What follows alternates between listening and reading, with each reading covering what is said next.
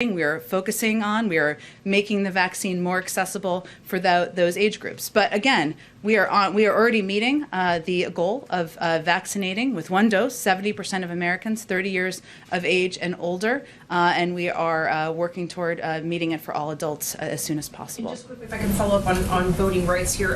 Yesterday you said that there's more work to be done. Among that is including engaging state legislatures. But the problems, as Democrats at least see it, is not problems in blue state legislatures. It's Republican-controlled states where many of these decisions are already being made. So what leverage do you actually have, and what realistically do you think you can accomplish in some of these red states? Well, first, I think the point we've been making is that it's a federal approach that is needed, and I think it's important to remember why we're at this point. State legislatures, as you referenced, across the country are passing a wave of anti-voter laws based on the same repeatedly disproven lies that led to an assault on our nation's capital. They are putting these laws in place because they did not like the outcome, and they've continued to perpetuate a lie about the outcome of the election. That's why we're here. What the president and what the vice president will do is engage with voting rights groups, engage with legislatures who are supportive of expanding access to voting around the country. Yes, there are, even in red states, there are many Democratic legislators or legislators who want to expand that access, empower them, work with them, support them in these efforts, and continue to fight to get legislation across the finish line on the federal level. So this fight is not over. No matter the outcome today, it is going to continue. Go ahead. Jen, you mentioned the bully pulpit on the voting issue. Jamal Bowman, a congressman, said earlier today the president needs to be a lot more vocal, a lot more out in front on the issue. Do you guys believe the president has elevated this issue enough, given the seriousness that you frame it?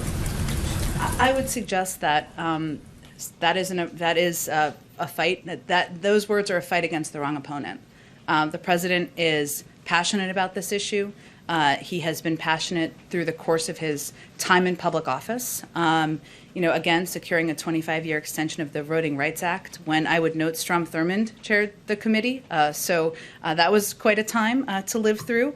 And he's absolutely revolted by the wave of anti-voter laws based on the same repeatedly disproven lies that led to an assault on our nation's capital. As I know, the congressman and many others are as well.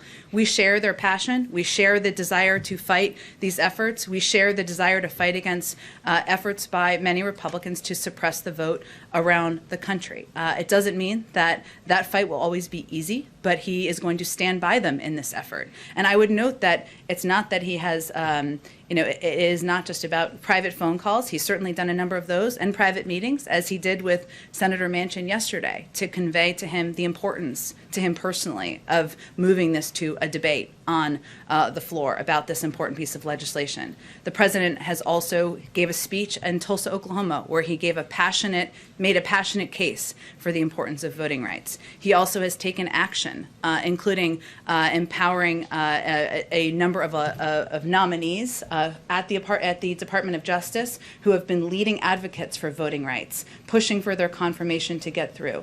The Department of Justice also just announced a few weeks ago that they are doubling their support and their financial support for enforcement of important voting laws around the country. And he signed a historic executive action just several weeks ago that puts in place a number of protections to ensure that people have the ability to vote. I would say that's hardly being silent. That's hardly sitting on the backbench.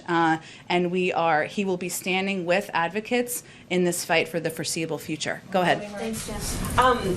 This White House is very good at setting ambitious but achievable goals. Did the White House believe that 70% was achievable when you set it? Well, I would say first, there's no record, there's no playbook for this. There's no record to look back and say these were the goals that were achieved 5 years ago or 10 years ago, because we're dealing with a historic pandemic. And the president's view is that we should set bold, ambitious goals and do everything we possibly can to achieve them. And in our view, we have part of our objective was to return the country to normal. for people to enjoy backyard barbecues, which people across the country, millions of people will be. And we'll have 1,000 people on the South Lawn here at the White House, frontline workers, men and women who are serving, also enjoying life back to normal. But we also are honest about where we need to continue to redouble our efforts, and that's among people who are 18 to 26. That is a small, relatively small demographic of the country, but one where there needs to be continued work, and we're going to use every tool at our disposal to push for that. So what is the game plan for getting young people vaccinated in greater numbers? Let me give you a couple of examples of what we're working on. It's not just Dr. Fauci on TikTok, though that is happening. So Dr. Fauci has done several Q&As with TikTok and Instagram influencers to answer questions, to meet people where they are, including young people, give them information they need. CDC's COVID vaccine chat on WhatsApp is now live to help Spanish-speaking young adults get vaccinated. We're working with the private sector as well. As you all know, Microsoft is giving away Xboxes at Boys and Girls Clubs. The College Challenge is rallying university students across the country. Walgreens is giving out $25 to anyone who gets vaccinated there before July 4th. These are just a couple of examples of some of the approaches we're taking. We'll build on that from there. What we'll also note is that we're seeing the same challenges that we've seen in other groups, which is that access and making it as easy as possible is the name of the game. And so continuing to support our pharmacy program, to support our mobile vaccination units, to make this the vaccine as accessible to young people. They lead busy lives. We want this to be just a box they can check on their weekend to-do list. Go ahead.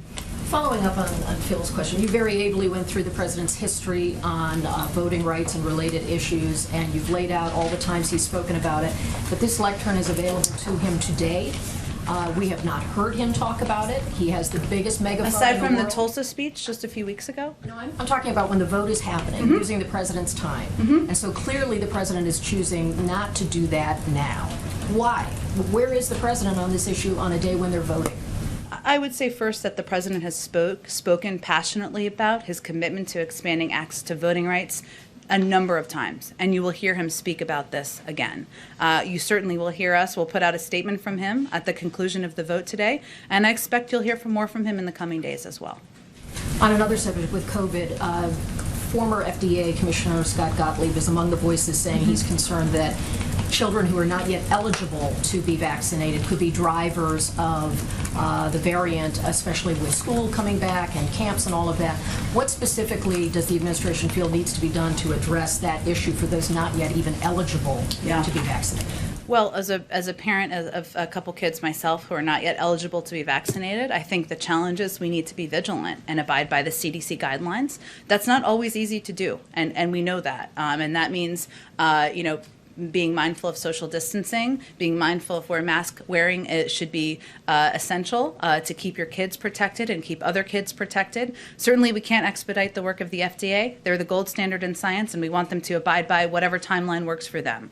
But it does mean, which again is challenging, abiding by the guidelines for children and those who are not yet eligible until we get to that point.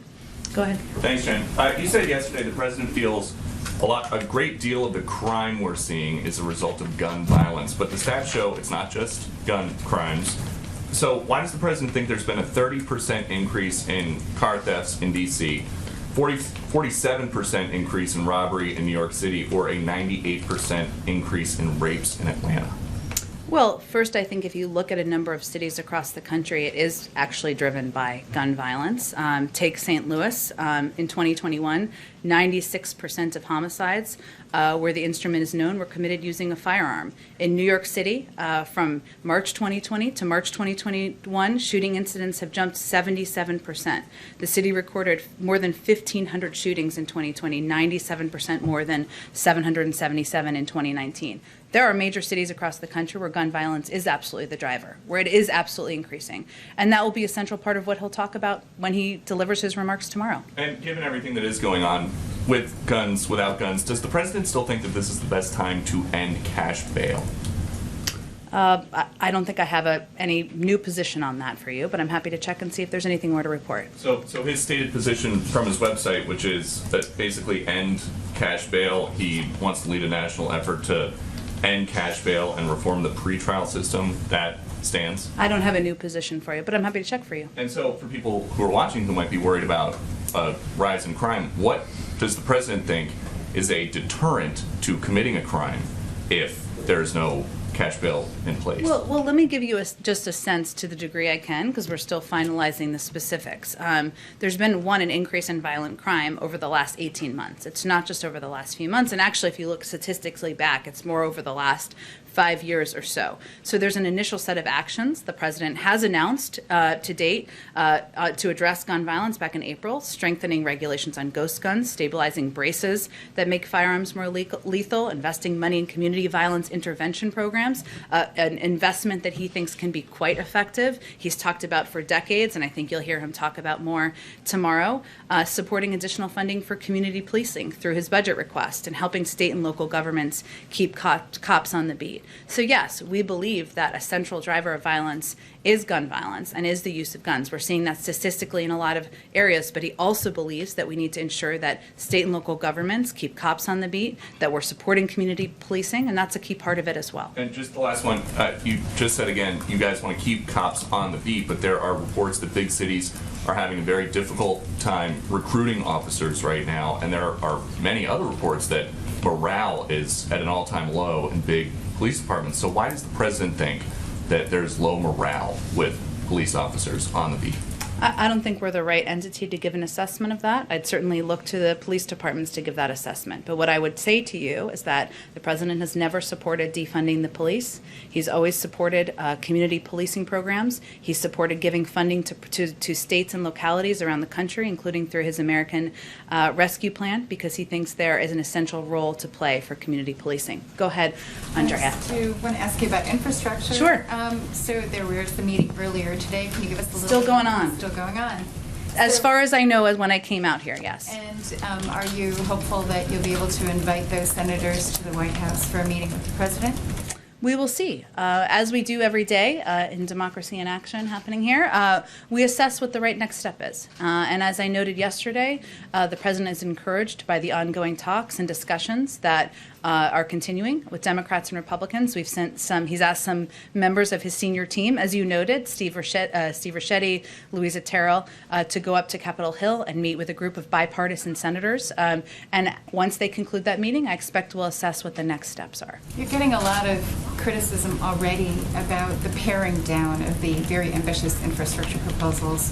Things that are falling away are things that you've said are top priorities, whether it's climate, the care economy.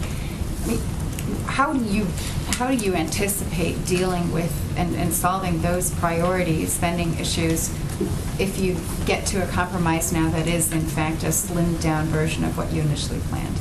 There's a budget reconciliation process that's just getting underway, which we expect to be a vehicle to move a number of the president's bold ideas forward. Can I ask you a question about Amazon as well? So the FTC is going to look at the Amazon-MGM merger. There's growing criticism about the antitrust legislation that's being put forth on the Hill. What is your perspective about whether there is sort of fundamental reform needed to ensure that large companies don't get too big? Do you see this as a sort of an inflection point? We've seen companies, including Amazon, really profit enormously from the pandemic and during the pandemic, and there have been warnings even from international financial institutions. So do you see that there's something sort of fundamental needed now to check the growth? It's a great question. I don't think I'm going to be in a position to speak to it from here. There are legal components of this. I can see if there's more we can give back to you on that. Just on the Amazon FTC review, can you just confirm any details of that review? I'm just not going to be able to confirm or speak to that specifically from here. Go ahead. The President's remarks tomorrow, just to follow up on policing and Yeah. crime, will that detail any efforts on police reform, or is that kind of unilaterally focused on crime prevention, and why or why not? Well, first, there's ongoing negotiations, as you know, on police reform, and the president would love to have a bill on his desk that he could sign into law. We've seen progress being made. We've heard progress being made, and those discussions are ongoing. So I would expect that his remarks tomorrow will build on a number of the announcements that I've already touched on that he's made in the recent months, making guns, putting in place safety measures to make our streets safer, preventing the use of guns in violent crime across the country, ensuring that we can have more cops on the beat to protect communities. He obviously is a big advocate for the benefit of community policing. So we'll build on that foundation and lay out a comprehensive strategy to address violent crime and gun violence as we enter the summer months. Some advocates, criminal justice advocates, have raised concern that potentially having the president raise alarm about, a trend of rising crime, this crime uptick in American cities, could actually undercut efforts on police reform, especially since legislation is still being discussed, in Congress. So is that a concern for the White House at all? The White House has said that, the administration wants to give members of Congress space to negotiate police reform, but that potentially raising alarm of this crime uptick could hurt those efforts. I would say that the negotiations are happening between Senator Booker, Senator Scott, Congresswoman Bass. I don't think they've expressed that particular concern. If there's a named person who's expressing this concern, I'm happy to speak to that. But there's negotiations are ongoing. We keep them abreast of our work. And again, I think in communities across the country who advocate and support police reform, they don't see it as a mutually exclusive issue. Neither does the president. We need police reform is long outdated, but it's also important to take steps to put in place gun safety measures, to use any lever he can as president to do exactly that, and to ensure there is appropriate funding and resources needed to ensure there's community policing in communities across the country. One more on FEMA, the FEMA meeting. Given that meeting happened today, FEMA is still involved in setting up shelters at the border. Since we're going into hurricane season, as you said, is there a deadline on when FEMA will be pulled out of that process of assisting at the border? I don't have anything to assess for FEMA. Obviously, they'll make that assessment in coordination with the leadership at the Department of Homeland Security, but I don't have anything to preview on the timeline for that. They've been a key resource. Go ahead. Thanks, Jen. Going back to the 70% goal, the CDC data says that there are 13 states that are falling way short of that 70%. They're less than 55%. 4 states are below 50%. Should those states get more of a focus right now and not the nationwide number as the administration plans their strategy to get vaccinations up? Well, we're not focusing on those states. I would say that, one, it's important to note that when we give the statistics, including 87% of all seniors, 75% of people age 40 and over, 70% of those age 30 and over, they're from red states and blue states and purple states or whatever color the state may be. Our focus from the beginning has been continuing to redouble our efforts among demographics and groups where we need extra assistance. That's why we have taken steps to put in place 24-hour pharmacies, walk-up sites, mobile clinics, free rides. We have vaccines at barbershops, baseball games, NASCAR races. Even over the last month of action, which we've been doing across the country, we've had 15,000 events. We've attempted 1.4 million contacts or reached about 500,000 people. And there are thousands of volunteers in 50 states across the country. Ultimately, it's going to be up to individuals to decide if they want to get vaccinated. Is there something more, though? You went through all of those incentives and specifically tying those to that age group, that younger age group. But if there's something that's regional about this, if it's Alabama, Louisiana, Mississippi, and Wyoming that are those states below 50%, is there something that the administration can do to get those numbers up? Or at this point, is this governors and states that should be doing this? It's always been a partnership, and it will continue to be a partnership moving forward. And it's also up to individuals to make the decision to get vaccinated. And what we can do from the federal government, of course, is to make it as accessible as possible, make sure we have the supply. We've done that long ago. Make sure there are thousands and thousands of sites, vaccinators, opportunities for people to get vaccinated, incentivize it across the country. That's exactly what we've done. I will note, we're not going to stop implementing these programs on July 5th. That we will continue to implement them as we work to get more people in the country vaccinated. Go ahead, April. Jen, I want to hit 2 topics, voting rights as well as crime. You keep bringing up former President George W. Bush in 2006 when he... I keep bringing him up? Well, you brought him up. You brought the extension up. You brought the extension up of voting rights. And I think that happened long before that. Right, but you brought it up as to it was extended for 25 years. Oh, okay. That's- I didn't bring up George W. Bush, but go ahead, you can bring him up. Yes, I'm bringing him up. As someone who was here when he did it, Sure. he was a Republican who did it, and that's one of his pieces that he likes to tout when he talks about efforts in the black community. What's different with Republicans then and Republicans now when it comes to voting rights? What's different? Well, I think, April, what should raise some questions for Americans across the country is why would anyone want to make it more difficult to vote? Why wouldn't we want to make it more accessible? What are they so afraid of? And maybe they're more afraid now of what it would mean to have more people voting across the country than they were back then. I don't know. You'll have to ask them that question. And secondly, on crime, what's different now as you're trying to push this effort on community policing as well as guns? What's different now? What do you think will have the teeth to change the tide that hasn't been changed before in the coming years? Different now, do you mean different from a different period of time or different from? Community policing was in place during the Clinton years. It was taken away. There was conversation about it prior, and now you're bringing it back again. So you're bringing the issue back again. What teeth do you believe that will have, and do you believe that that could become a reality again? I mean, I understand different police departments can do what they want, but you're trying to make an overall sweeping push for police departments across the nation to make this difference. What's different now that will make this tide change? Well, I would say one difference now is that it's become a politically charged issue when it wasn't historically. And if you look back, community-oriented policing services, historically had been supported by liberal Democrats, civil rights groups, including the NAACP, and over the course of time. And that has always been the case.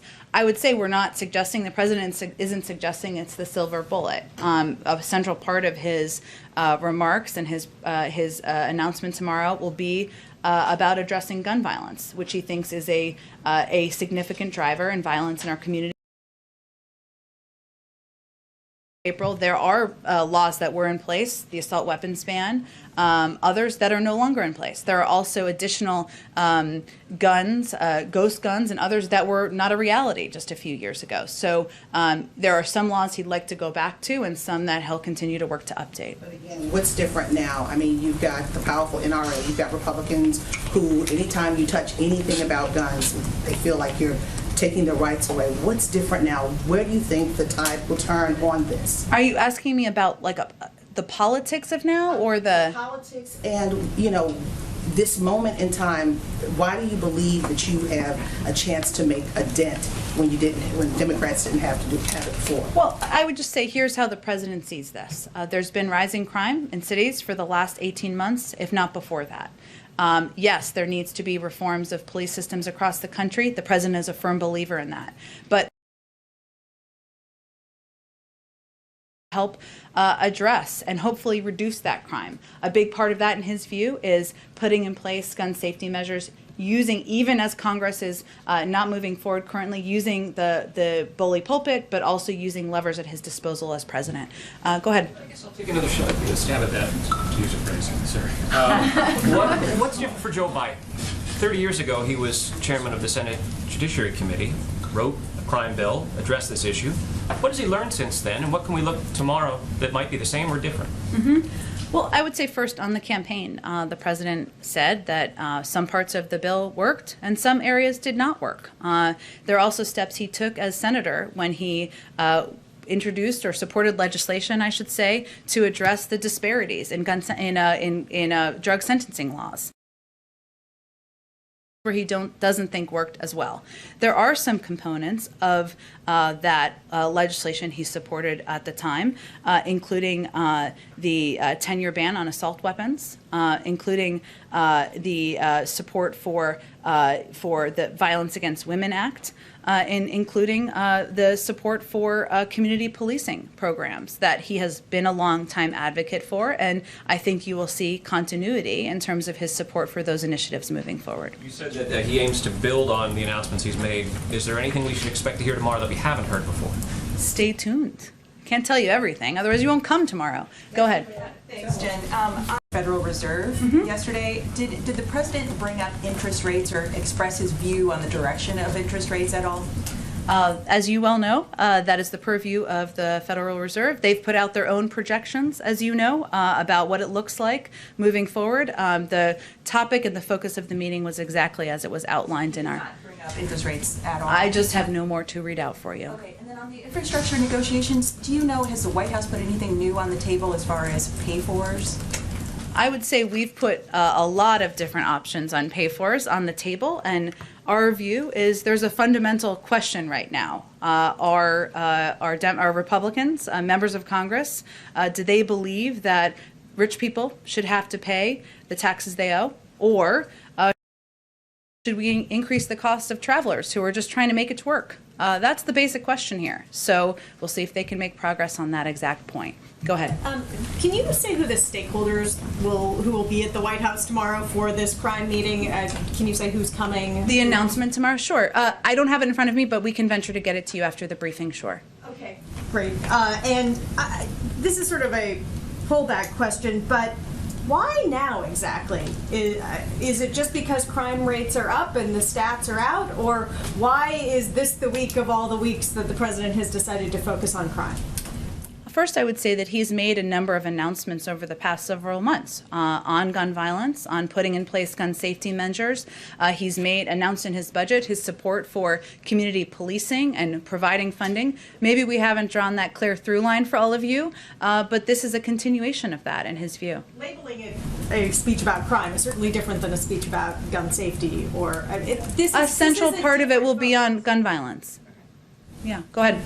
Should I continue this crime spree, if you will?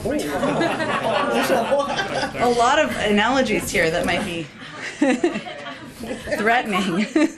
My colleague Zolan had brought up that there are activists who are very concerned that the president's decision to highlight crime right now could undercut some of the negotiations on the Hill for police reform. You'd asked for the names of some of them. The Tampa Dream Defenders is one.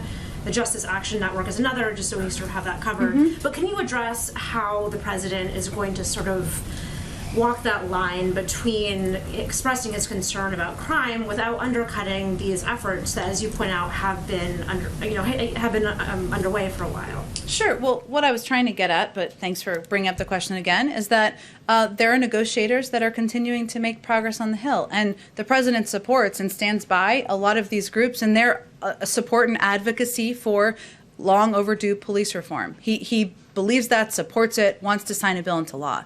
He does not feel that they are conflicting. And I don't think you've heard from any of the negotiators on the Hill that they feel they are conflicting either. So that was the point I was trying to make. And communities across the country where they are seeing, if you're living in St. Louis and 96% of homicides were done, where we know the instrument, were done using a firearm, you do want to hear more about what the President of the United States is going to do to address that. If you're living in New York City, you do want to hear more. And nationwide, every town put out some information that there were 3,900 additional firearm deaths and 9,278 additional firearm injuries in 2020 compared to 2019. That's impacting people's lives, people's communities, people's families, people's neighbors. Of course they want to hear more, and he wants to share more with the American public about what he's going to do about it. And then just on COVID, just given that the country did not reach this goal of 70% of adults getting one shot, is there anything that the country cannot do? Is there any sort of, that was always the sort of benchmark for getting back to normalcy. And since we didn't get there, are there things that the country cannot do because we haven't actually achieved the goal that we were supposed to? Well, first I would say it's a goal we here set in the White House. Is there anything you'd recommend the country not do, given that the goal was... Well, this was always going to be community to community, right? When the president set this goal back in March, it was always meant to be a incentive and a driver for people to see what the benefit would be of getting vaccinated. And at the time, what the president said is if you are vaccinated, your neighbors are vaccinated, you can all have a backyard barbecue. We're doing that times about 100 by hosting 1,000 people here at the White House. Now, if you're in a community where you're 80% vaccination rate, my bet is the community is pretty pretty closely back to normal. If you're a community with a much lower vaccination rate, obviously you're going to make your own choices, but you're not operating in a community where it should be back to normal. So it's was always going to be local, was always going to be based on what the decisions are made community to community, but not nationwide. No, it's really dependent on where you're living. Because the president's in Washington, D.C., and Washington, D.C. has gone beyond their 70% goal, it's okay to do the thing. It's okay to have 1,000 people in Washington, D.C. at an event because Washington, D.C. has surpassed the 70%, but somewhere where it's a 50% vaccination rate, perhaps. Communities are going to make their own decision. There's nothing ever magical through science about 70%. 70% was a bold, ambitious goal we set to continue to drive to get more people vaccinated across the country. But it's not as if you're 67% in a community, you're at a different level of safety than 71%. Communities are going to make their own decisions. And I think at a fundamental fact is that if you're vaccinated, if your neighbors are vaccinated, then you're safe. Go ahead. Thank you, Jen. One quick Oh, question. I'm sorry. I'm going to mute right here. Go ahead. Go ahead, Chris. Oh, thanks. Can you respond to at least a couple Republican senators, and one today said that, and ones who have talked about signing on to this bipartisan talks right now on the jobs plan, that would essentially stop momentum or stop you guys from being able to do reconciliation. Can you respond to the idea that they're basically cooperating so that you can't do the second half of your plan? I don't think that's how the process works fundamentally. So it will not stop the White House from enacting. And Well, Democrats if we just go to our episode of How a Bill Becomes a Law, there's a budget reconciliation process led by the budget chairman. It's proceeding. It needs a certain number of votes. That's different from the number of votes that are needed for other pieces of legislation. That piece of the budget reconciliation process is proceeding. There'll be discussions. There may even be disagreements among people within the Democratic Party about what should be included in there or not. There needs to be 50 votes to move that forward, but that process is continuing and proceeding. But stopping the momentum Okay. for it, as well as taking the amount of time that these talks are taking, that it realistically that it could gum up the works. And, to get How would it this- gum up the works? I mean, this is their plan, their hope of Sounds like strategy. they have some more explaining to do about what they mean. Or maybe they need to go to a How a Bill Becomes a Law, how reconciliation works. Senator Sanders could come to the Republican caucus and teach them. I'm offering him. I'm sorry, we have to wrap it up because I think the president's about to speak. But thanks so much, everyone. Sorry it was a little short today. Thanks, Jen.